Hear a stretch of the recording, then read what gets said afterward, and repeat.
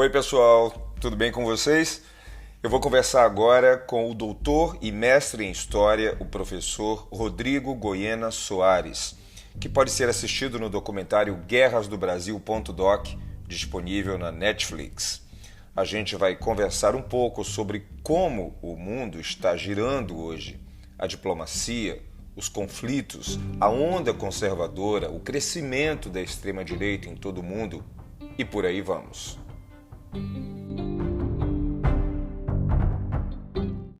Rodrigo Goiena Soares é professor colaborador no Departamento de História da Universidade de São Paulo, é também doutor e mestre em História pela Universidade Federal do Estado do Rio, é formado em Ciências Políticas pelo Instituto de Estudos Políticos de Paris, com mestrado em Relações Internacionais.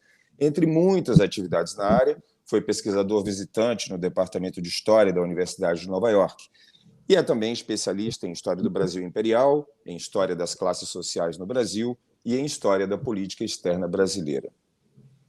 Com essa bagagem toda, professor, a gente tem vontade de lhe perguntar tudo. Mas eu prometo que eu vou me controlar, prometo. Seja muito bem-vindo, professor Rodrigo. Obrigado, Loria. Obrigado pelo convite. Fico muito honrado em participar do teu podcast e espero estar à altura dele, inclusive. Certamente. Eu que agradeço o seu tempo, agradeço pelo privilégio que você me dá de poder compartilhar com os meus ouvintes um pouco do seu extenso conhecimento aqui no podcast. Muito obrigado mesmo. Bom, vamos começar o nosso papo. Professor, guerra entre Rússia e Ucrânia, China se aproximando da Rússia, extrema-direita avançando no mundo todo, incluindo os Estados Unidos, que é o bastião da democracia, onda conservadora a todo vapor, mundo unipolar à beira do fim. Enfim, estamos num tempo de grandes mudanças ou a história sempre é assim, dessa maneira?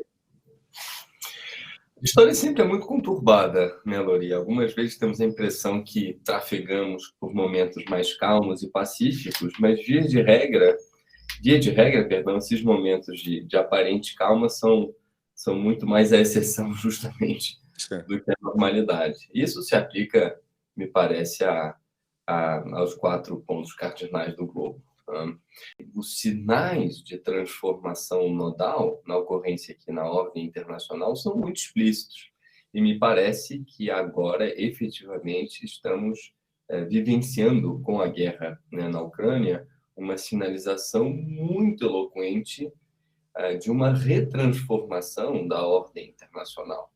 Uma ordem, portanto, que perde a sua característica unipolar, que foi o que a caracterizou, né, desde a queda do Muro de Berlim, enfim, e o fim da União Soviética, inclusive faleceu há pouquíssimo tempo, né, ontem, o Gorbachev. Sim, nessa semana que a gente está conversando, é verdade. Vamos falar sobre isso. O último líder, né, da União Soviética, mas a partir dali, efetivamente, os Estados Unidos ascenderam, né, a condição de maior expressividade na ordem internacional e pautaram, de fato, a agenda internacional. Não sem largas contradições. E essas contradições dizem respeito ao fato que, inclusive, desde antes da década de 1990, desde a década de 1970, de fato, a presidência do Nixon e a diplomacia do ping-pong, assim chamada, inclusive pelo Departamento de Estado norte-americano, ou seja, uma política de fazer com que a República Popular da China, né, Beijing, portanto, não orbitasse na esfera de influência soviética e que funcionasse, no fundo, como uma espécie de, não exatamente de aliado dos Estados Unidos, mas pelo menos uma âncora no mundo asiático, do lado da União Soviética, que tivesse um bom canal de entendimento com Washington. Por que isso é relevante? Isso é relevante porque os Estados Unidos, no fundo, deram imensa corda ao desenvolvimento industrial chinês, inclusive numa toada de abertura de mercados, de investimento. Aquilo foi percebido como um mercado consumidor potencial imenso, né, para os Estados Unidos, mas, ao mesmo tempo, essa diplomacia do ping-pong, do ponto de vista econômico, fez com que né, empresas norte-americanas se delocalizassem para a China, enfim, que se valessem de uma mão de obra mais barata para a produção de mercadorias, ao fim e ao cabo, né, cujo lucro seria capturado pelos Estados Unidos, né, por empresas privadas norte-americanas. Isso é relevante na medida em que é uma franca exceção, né, na história da passagem de uma hegemonia a outra na ordem global. É uma exceção no sentido em que os Estados Unidos praticamente alimentaram, né, porque não enxergaram perigo em Beijing, praticamente alimentaram essa ascensão meteórica da China. Tá? É tão somente nos anos mais recentes, década de 2010, especificamente 2016, com a eleição do Donald Trump, que os Estados Unidos entenderam, né, o grau, né, da força chinesa a ponto de, é claro que isso feito pelo Trump de uma forma muito, muito nacionalista, abrupta, né? E sobretudo de uma forma muito ufanista, né, anti-internacionalismo, de retraimento das fronteiras, né, que é uma resposta um pouco atabalhoada para ponderar, no fundo, ou inclusive refrear a ascensão de uma potencial nova potência, uma nova potência hegemônica.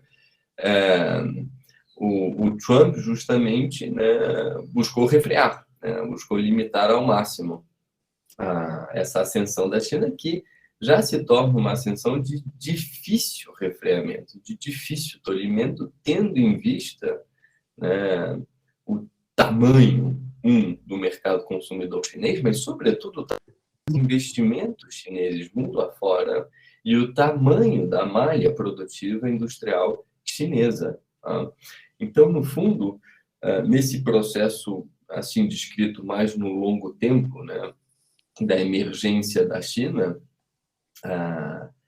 que é um processo então que se estende basicamente da década de 1970 até ainda os tempos atuais, é um processo, no fundo, que se caracteriza por uma aceleração, então, da desmontagem de uma unipolaridade norte-americana alcançada mesmo, né, a partir da crise da União Soviética. Mas, justamente, é também, ao mesmo tempo, um tempo de interregno, ou seja, esse tempo em que a velha ordem ainda não se desmanchou completamente, porém, a nova ordem tampouco ainda se constituiu inteiramente. E não à toa, nesses momentos de interregno em que as principais forças políticas, né, globais entrarem em contradição, via de regra, incorrendo em conflitos militares.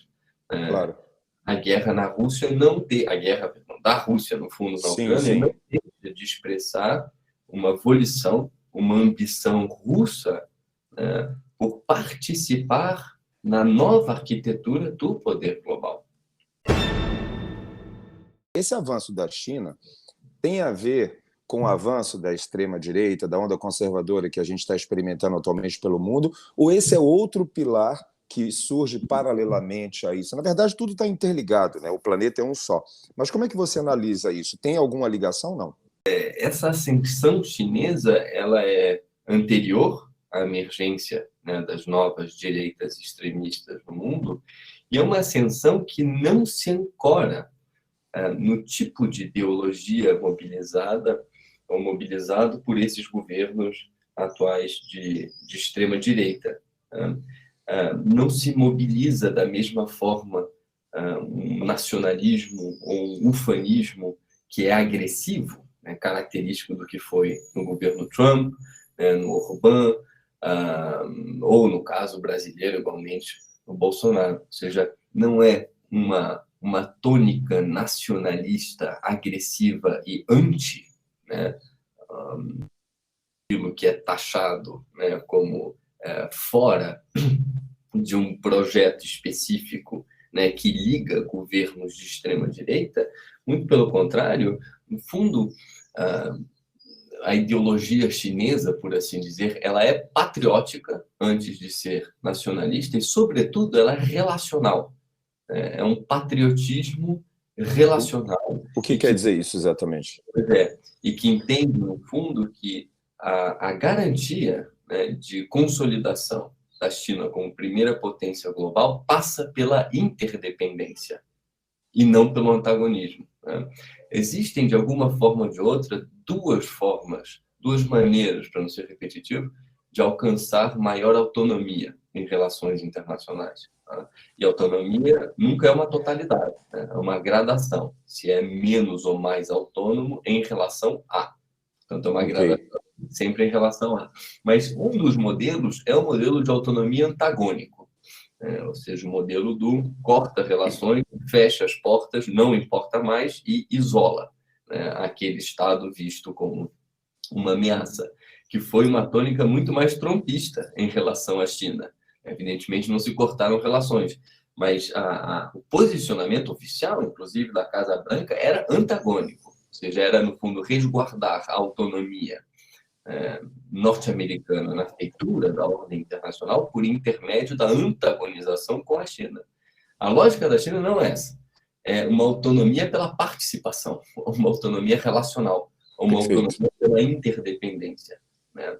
Quanto mais interdependente foram os Estados, especialmente dependentes em relação à China, o que no fundo significa uma interdependência ao globo como um todo, maior as chances de afirmação hegemônica chinesa.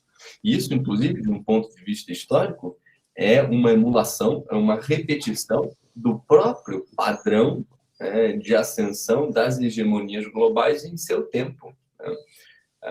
Os Estados Unidos, por exemplo, foram reiteradamente, ao longo de décadas, deficitários na sua balança comercial de transações correntes, porque, em última instância, o que interessa é que os Estados Unidos, né, sejam sempre protagonistas nas balanças comerciais do maior número possível de países. Tá? A Inglaterra fez algo muito semelhante no século XIX.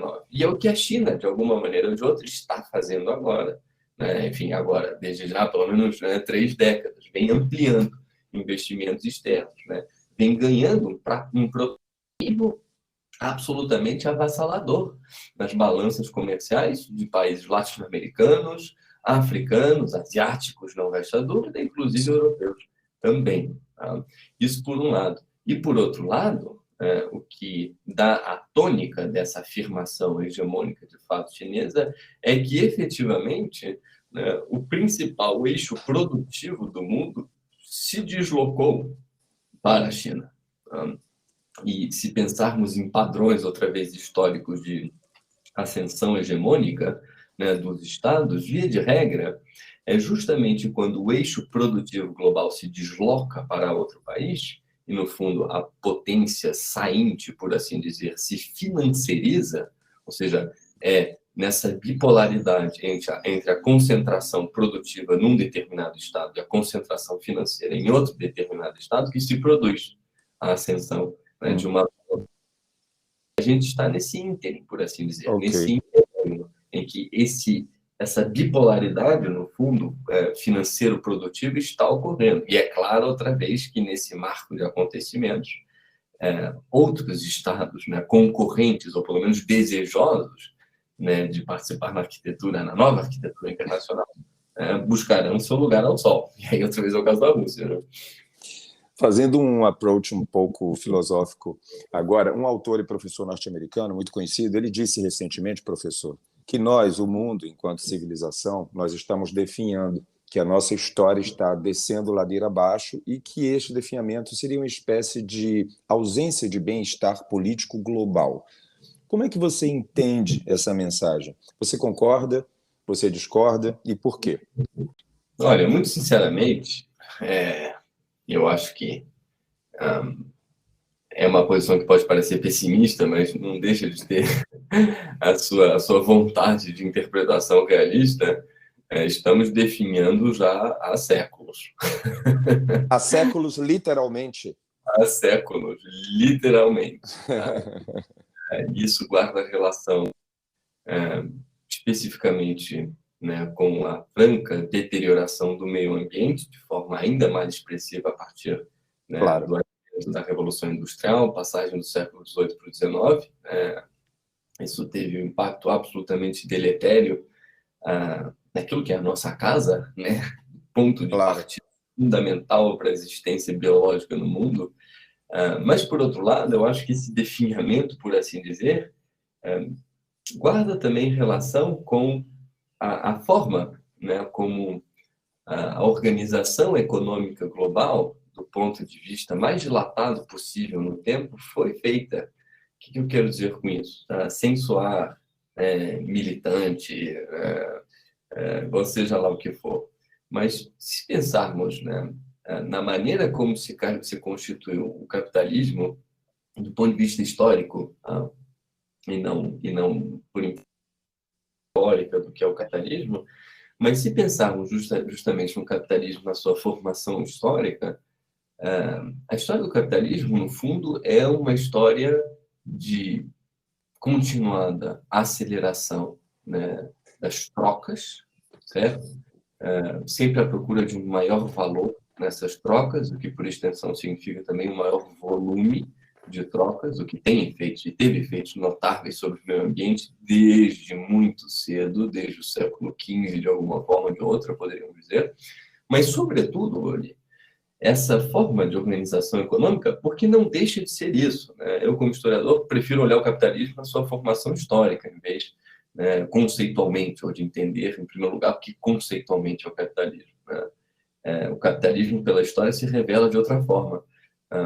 Essa, no fundo, seria uma outra discussão talvez mais extensa. Mas se há uma característica fundamental desse capitalismo do século XV, então, até hoje, é que ele é ultra concentrador de renda. E à medida que as trocas se fazem de forma mais rápida, em volume maior, e sempre assim, e constantemente assim, a renda se concentra ainda mais. As riquezas tendem a concentrar-se ainda mais, geograficamente, e dentro ou seja, geograficamente em termos globais, mas dentro especificamente de determinados estados, da mesma forma. É sempre concentrado. É o norte da Itália em relação ao sul da Itália, é o sudeste brasileiro em relação ao nordeste, ou é o norte global em relação ao sul global. Isso é próprio da nossa organização econômica. Por que isso é um ponto fundamental de definimento, por assim dizer, novamente? É um ponto fundamental porque essa concentração de renda leva, ou nos levou a um estágio em que, em termos atuais, somos 8 bilhões de seres humanos na Terra. Sendo absolutamente generoso, não mais do que 800 milhões vivem bem, desses 8 bi. E viver bem significa ter 3 refeições ao dia, regulares, Sim. ter a saúde, a educação, uma existência plena do ponto de vista dos direitos mais naturais possíveis, né, que um ser humano possa ter. Suficiência, né? Exato.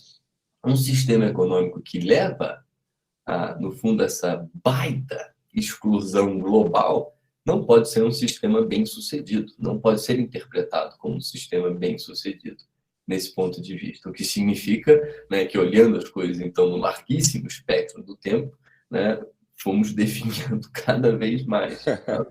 Eu não estou dizendo com isso, Lorena, só para que não seja mal interpretado, tem que abolir a propriedade privada, evidentemente não se trata disso.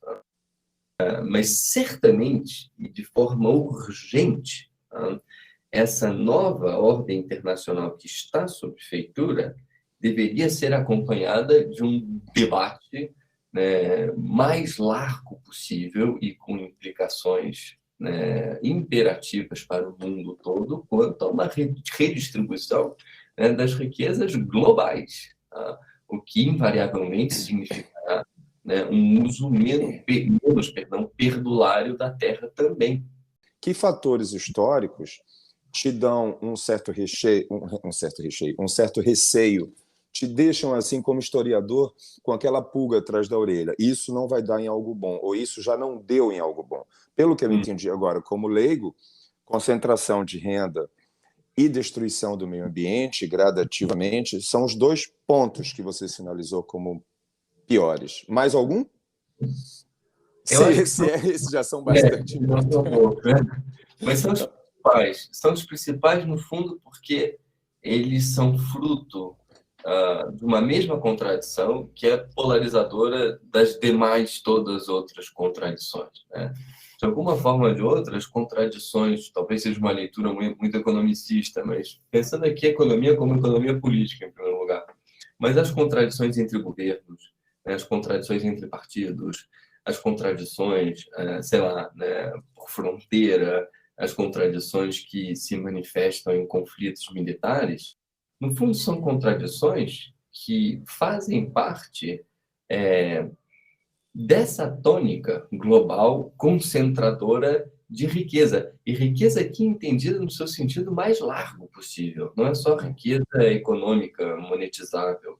É riqueza no que diz respeito também a recursos políticos de potência, riquezas em termos militares, né, de tamanho de forças armadas, riquezas do ponto de vista do conhecimento, do controle de dados, né, riqueza no que diz respeito a controle, sei lá, né, de fluxos de seres humanos de um país a outro. E poderiam seguir infinitamente nesse sentido, tá? Porque justamente essa concentração de riqueza é muito vislumbrável, ou seja, aqueles que exercem, né, o controle desses dados, desses fluxos, né, ou que têm ascendência política sobre outros, está, via de regra, enfim, essa riqueza está lá concentrada e ela justamente pela preocupação quanto a esses diferentes controles.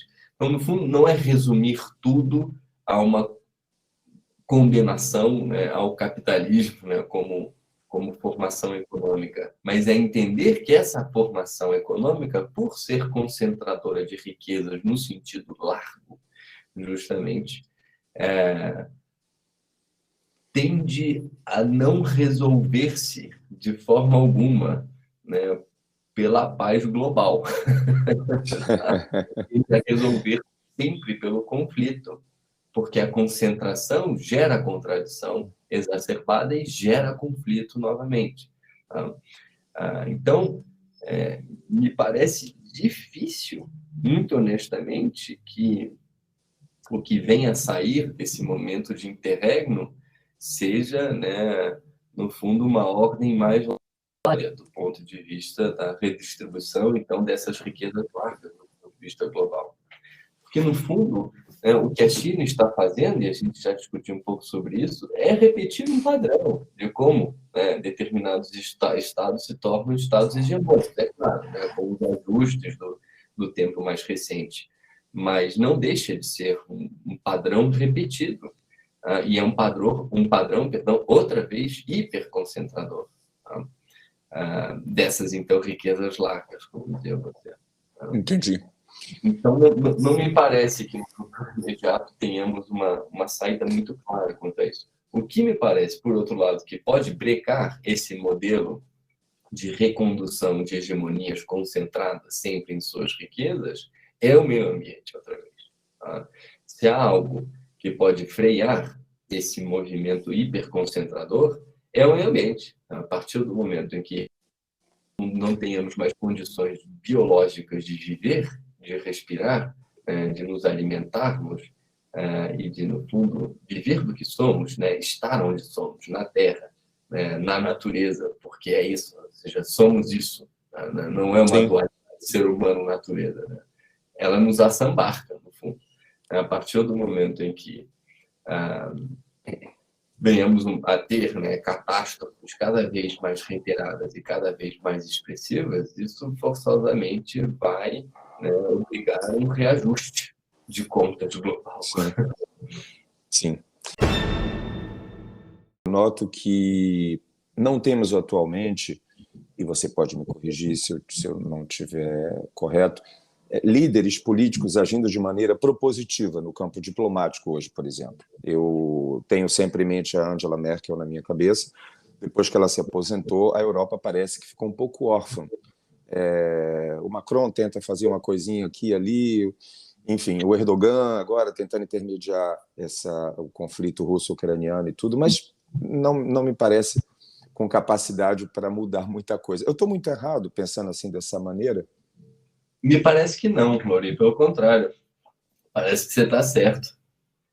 As iniciativas de revisão, justamente, disso que agora comentávamos, né, da lógica hiperconcentradora de riquezas, e, no fundo, de revisão das formas como se fazem novas ordens internacionais, essas iniciativas são poucas e, quando vêm à tona, costumam ser muito ocas. Ocas no sentido de não produzirem efeito vinculante. Exatamente. Um exemplo disso são as COPs no meio ambiente, né, relativas à preservação do meio ambiente, ao controle da emissão dos gases de efeito estufa, em tudo que diz respeito à preservação ambiental. Tá? Não conseguimos, nós todos, como seres humanos do planeta Terra, né, produzir medidas de efeito vinculante. Tá? Isso guarda relação com a inexistência de uma autoridade suprema global, né, no sistema internacional, sem dúvida alguma, guarda relação com isso. Mas há francas maneiras, né, de organizar um arranjo, né, de preservação ambiental, que puna aqueles que não cumprem a agenda ambiental.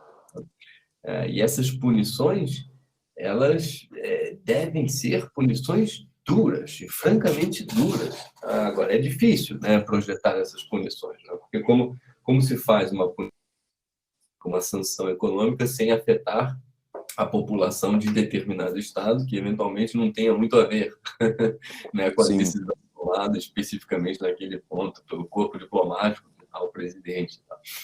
É difícil, não resta dúvida, mas há maneiras, né, de preservar, no fundo, as populações, né, a população civil, e, ao mesmo tempo, forçar, tá, os estados a aderirem, tá, a uma agenda de preservação ambiental. E, efetivamente, eu acho que você tem razão, é tudo muito tímido, é tudo muito lento.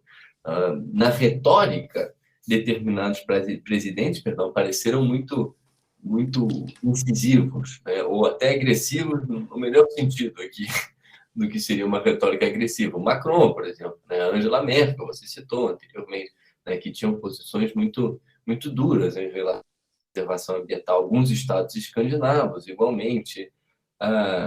Mas, na prática e no frigir dos ovos, é pouco. É efetivamente pouco. O lançamento, por assim dizer, da questão da preservação ambiental ocorre em Estocolmo, em 1972. Mas se vão 50 anos disso. E avançamos pouquíssimo, do ponto de vista vinculante mesmo, de adoção de medidas de preservação, com medidas punitivas, então, do meio ambiente. Estamos escorregando no assoalho há 50 anos. Gostei dessa expressão.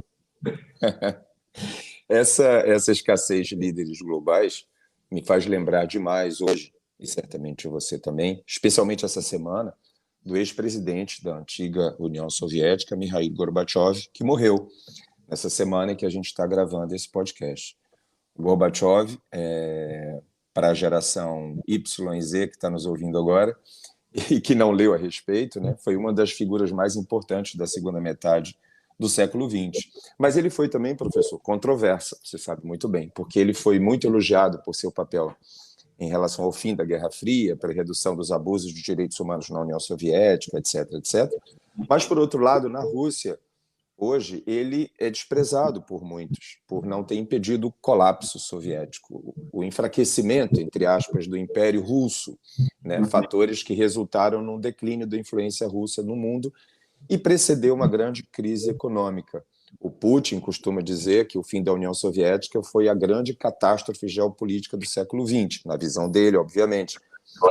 Então, a morte dele nesse momento do mundo, né, em pleno conflito russo-ucraniano, é bastante simbólica, não é, professor?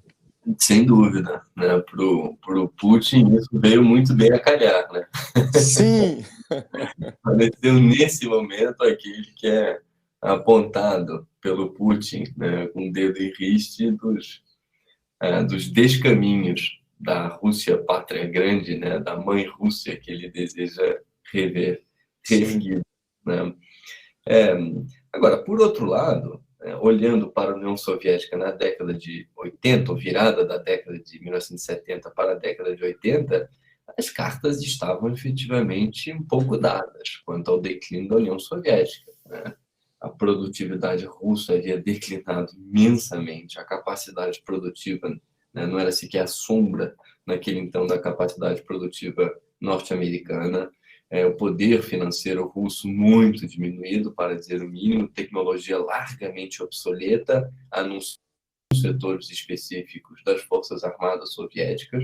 Então, tudo indicava que fizesse o que fizesse, de alguma forma ou de outra, né, o Gorbachev não teria saídas muito claras para manter uma hegemonia russa que efetivamente não se sustentava mais. Para você ter uma ideia, nessa passagem da década de 70 para a década de 80, claro que essas contas costumam ser um pouco manipuladas, mas de alguma forma são reveladoras, né? Basicamente, um grupo de historiadores chegou à conclusão, especializados, né, na história da União Soviética, que para cada 2, né, russos, havia um servidor público.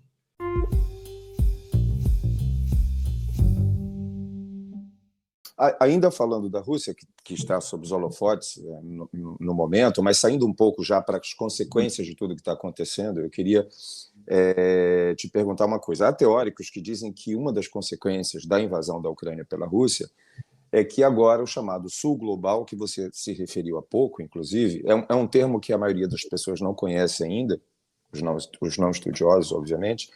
Esse Sul Global ganhou mais voz, que os países em desenvolvimento, Brasil incluído, podem ter mais força em suas reivindicações. Explicar um pouco objetivamente para a gente o que é o Sul Global, como se fosse um BRICS expandido, e o que você acha disso? O Sul Global nada mais é do que uma conceituação, né, em relações internacionais para pensar os países em desenvolvimento que, no fundo, né, de forma articulada, possam ter algum impacto na ordem internacional. Quando se pensa em Sul Global, é sempre um agrupamento de países, no fundo, mais periféricos do que centrais. Isso vem de uma divisão também em relações internacionais que se faz entre o Norte e o Sul. O Norte, no fundo, é a Europa Ocidental, mais o Japão, e algumas exceções, né, como Singapura ou Austrália, né, que estão abaixo da linha do Equador, mas entram conceitualmente na lógica do Norte, e o Sul é todo o resto. Nós Sim. somos. Mas esse Sul Global significa que os países em desenvolvimento, ou então periféricos, de forma articulada, podem ter um impacto na ordem internacional. E, de fato, podem. Não resta dúvida que podem, porque esse Sul Global mudou muito, né? O Sul Global na década de 80 é certamente muito diferente do que o Sul Global, né, hoje, tendo em vista que a China é parte desse Sul Global, tendo em vista que a Índia, né, e tendo em vista que a Índia hoje representa, né, ela é parte do Sul Global. O Brasil, igualmente, né, esses países membros do BRICS não deixam de ser as vozes mais expressivas desse Sul Global. Pelo menos o Brasil aí estava incluído até pouco tempo. Até pouco tempo. Eu até emendo com uma pergunta. Qual é o papel do Brasil hoje, professor, no cenário internacional contemporâneo? Não falo exatamente em relação ao papel do governo brasileiro atual, mas do Brasil como povo, como nação, como país, com a importância que tem, que a gente sabe que tem. Como a gente pode, nós, país, Brasil, podemos interferir sei lá, no encaminhamento de um planeta melhor? Correto. É uma ótima pergunta e tem tudo a ver com aquela anterior, que, só para completar, o que eu ia dizer é Sim, que... perdão. Não, imagina.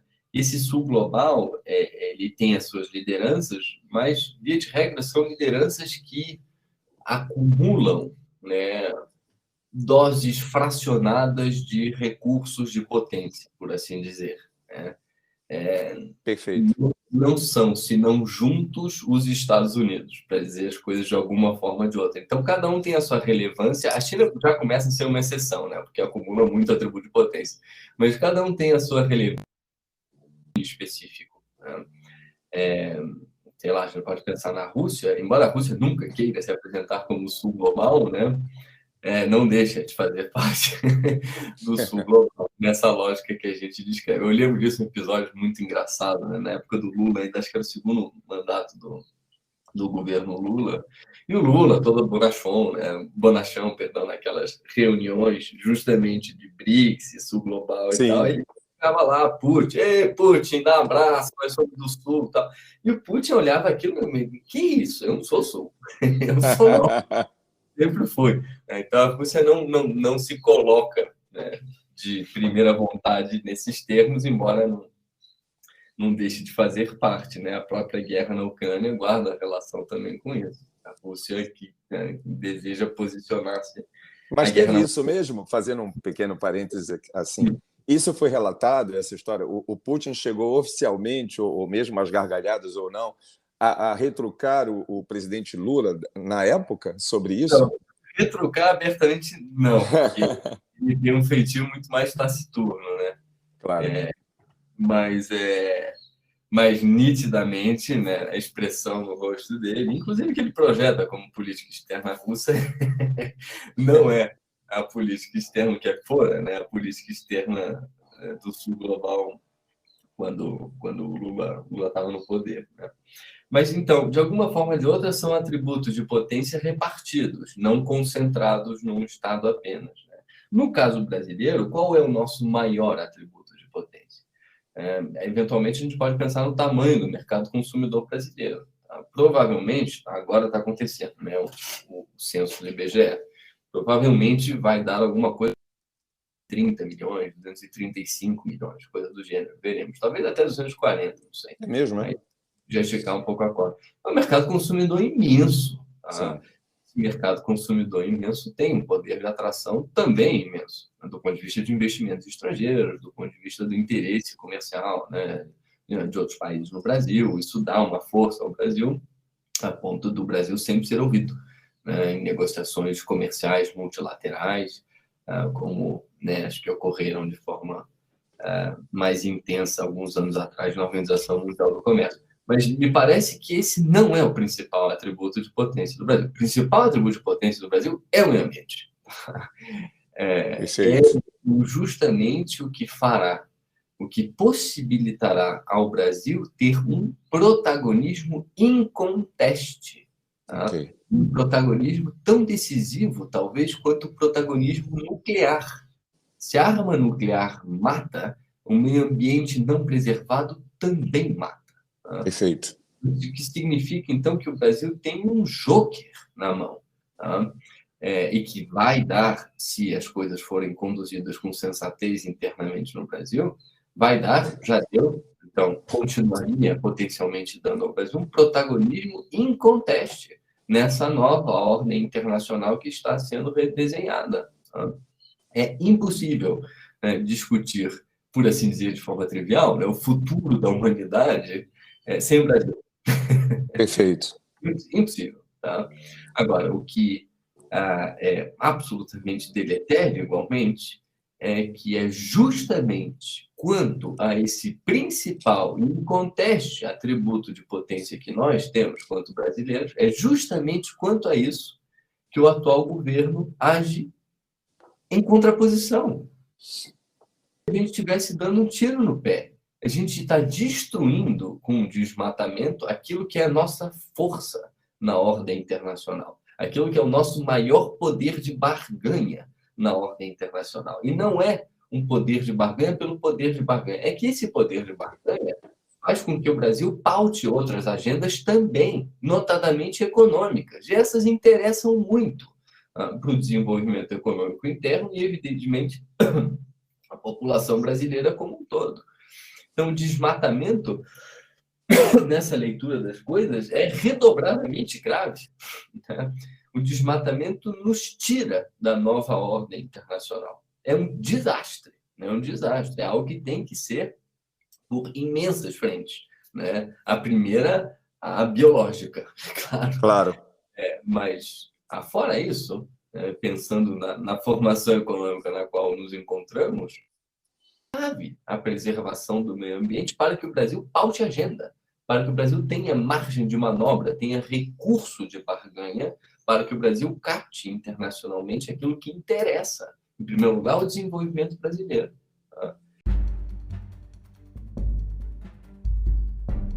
quero lhe fazer uma última pergunta do nosso papo de hoje, mas antes te pergunto também se você gostaria de dizer algo em especial que eu não te perguntei, que você gostaria de falar, algo que é muito, sei lá, brilhante e eu não estou vendo. Agora você me pegou no contrapé. Não necessariamente você tem que dizer nada. Não, mas as perguntas foram ótimas, Lori. Eu acho que deu para desenvolver muito do que eu queria conversar com você. Então, tô satisfeito, sim. Que bom. Então, eu vou encerrar nossa conversa hoje, né? Eu espero que você volte sempre. Claro. Eu vou encerrar a nossa conversa hoje com uma provocação que não tem a ver exatamente com os assuntos que acabamos de conversar, mas tem a ver com o professor Rodrigo Goiena Soares. E a pergunta é muito simples. É a seguinte: se o aluno não é tão bom quanto o professor, ou não melhor que ele até, significa necessariamente que o professor falhou? Via de regra, a gente sempre erra, né? Como professores, na medida em que sempre há espaço para nos aprimorarmos, né? Como docentes. Mas, no fundo, eu acho que a lógica seria dizer, né? Quando o aluno fracassa, é o nosso problema também. Tá? Quando ele acerta, aí foi graças a ele mesmo. Exatamente. É igual o técnico de futebol, um pouco, né? É isso. Mas quando fracassa, fomos nós, né? Em grande medida, do outro lado da sala de aula, né? Entendi. É isso, né? Resumindo, é isso, né? Enfim, sempre nos convoca um exercício, né, da profissão docente, ou realizar a profissão docente, né, de maneira sempre mais empenhada possível, né? Eu sou totalmente suspeito para falar, não haja dúvida, mas me parece que uma via poderosíssima, né, claro, de transformação para o nosso país é a educação, né? Lamentavelmente declina também, anos a fio, e o próprio magistério, né, a profissão de docente se tornou ao longo do tempo uma profissão pouco desejada, né? Menor, né? Um absurdo dizer isso, mas... Muito valorizada, enfim. Isso, evidentemente, tem que ser imediatamente revisto. Bom, gente, esse é o professor Rodrigo Goiena Soares. Não é à toa mesmo que muitos de seus pares o consideram um historiador prodígio. Eu e vocês, meus amigos ouvintes, tivemos a honra de ter essa grande aula com ele. Muito obrigado, professor. Em breve vou te chamar de novo, hein? Claro, sempre à disposição, Lori. Eu que te agradeço outra vez pelas ótimas perguntas, pelo bate-papo e, sobretudo, agradeço também a teus ouvintes que são os protagonistas, no fundo, disso aqui, é o que dão sentido desse bate-papo. Obrigadão. Certamente. Um abraço, professor.